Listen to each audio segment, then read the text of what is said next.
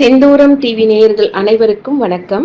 பரிகார முறையை நம்ம தொடர்ந்து பார்த்துக்கிட்டே தான் இருக்கோம். இப்போ டெய்லி நம்ம சின்ன சின்ன பரிகாரத்தின் மூலமா நம்ம கட்டாயம் நம்மளுடைய செல்வ நிலையை அதிகரிக்க முடியும்.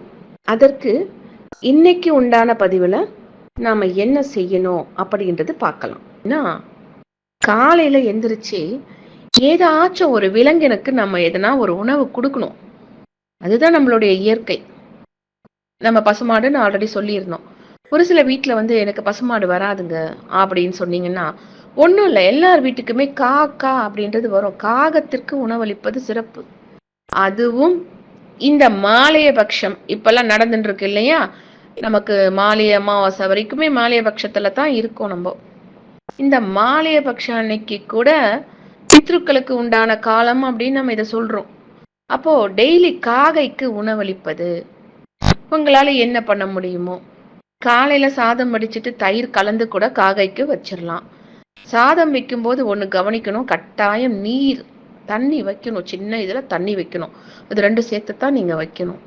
இப்படி நீங்க இதெல்லாம் கூட நீங்க ஒரு பரிகாரமா உங்க வளர்ச்சிக்கு பரிகாரம் அப்படின்னு சொல்லிட்டு வச்சுக்கோங்க.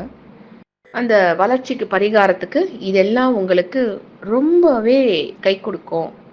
பறவைகளுக்கு தீனி இடுவது, அதே மாதிரி ஏதாச்சும் ஒரு உயிரினத்திற்கு தீனிடுவது, நாய்க்கு கூட பிஸ்கெட் போடுறது அல்லது உணவளிப்பது, அன்றாட வாழ்க்கையில் ஏதாச்சும் ஒன்றா நீங்கள் அதை யூஸ் பண்ணிக்கோங்க. வெளியில போறீங்க அப்படின்னா, நாய்ங்க பார்க்குறீங்கன்னா ஏதாச்சும் பிஸ்கெட் வாங்கி போடுங்க. கட்டாயம் உங்களுடைய அன்றாட வாழ்க்கையில் ஏதாவது ஒரு உயிரினத்திற்கு உணவு அளிக்கப்பட வேண்டும் அப்படின்ற எண்ணத்தை நீங்க வச்சுக்கிட்டீங்கன்னா ஆட்டோமேட்டிக்காவே உங்களுக்கு அது வந்துடும். பறவைகளுக்கு, அதாவது புறாக்களுக்கு, பறவைகளுக்கு அல்லது காகத்திற்கு, பசுமாட்டிற்கு, நாய் வெளி நாய்க்கு தான் கொடுக்கணும். வீட்டில் வளர்க்குற நாய்க்கு இது ஒன்று முக்கியமாக சொல்ல விரும்புகிறேன். வீட்டில் வளர்கிற நாய்க்கு நீங்கள் உணவு அதை ஆல்ரெடி கொடுப்பீங்க, அது ஓகே, அதில் ஒன்றும் ப்ராப்ளம் இல்லை. பட் நீங்கள் வெளியில் உணவு இல்லாத நாய்கள் எத்தனை நாய்கள் இருக்கு, அதுக்கு ஏதாச்சும் ஒரு உணவை நீங்கள் கொடுக்கணும். இப்படி நீங்கள் பழக்கப்படுத்திக்கிட்டு வாங்க. தினமும் ஏதாவது ஒரு உயிரினத்திற்கு உணவு அளிப்பது நம் கர்மாவை கழிப்பது. நம்மளுடைய கர்மாக்கள்ல இருந்து இது கழியுது. நம்ம கர்மாக்கள் அழிஞ்சா மட்டும்தான் நம்மளுடைய நல்ல கர்மாக்கள், அதாவது தீய கர்மாக்கள் நல்ல கர்மாக்கள் இருக்கு. நாம எல்லாருமே ஏதோ ஒரு வகையில தீய கர்மாக்கள் பண்ணித்தான் இருப்போம்.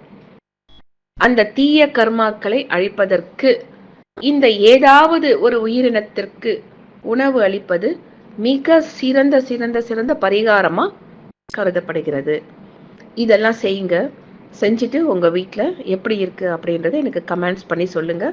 நன்றி நேயர்களே, வணக்கம். நம்ம சேனலை சப்ஸ்கிரைப் பண்ணுங்க. சப்ஸ்கிரைப் பண்ணாதான் நான் கொடுக்குற உங்களுக்கு அடுத்தடுத்த வீடியோ உடனே வரும். நிறைய பரிகாரங்கள் நம்ம கொடுத்துட்டு இருக்கோம். அதே மாதிரி ஒரு சனி தசை நடந்தா எப்படி எல்லாம் பார்க்கணும், இன்னும் நிறைய வரும் உங்களுக்கு. அந்த பரிகாரங்கள் பயன்படுத்தினாவே நீங்க எங்கேயும் போய் தேட தேவையில்லை. உங்களுக்கு நீங்களே அதை சரி பண்ணிக்கலாம். சரிங்களா? அதனால சப்ஸ்கிரைப் பண்ணி வச்சுக்கோங்க. அப்பதான் நம்மளுடைய அடுத்த வீடியோல உங்களுக்கு அதுவே நோட்டிஃபைஸ் ஆகிடும், உங்களுக்கு வந்துடும்.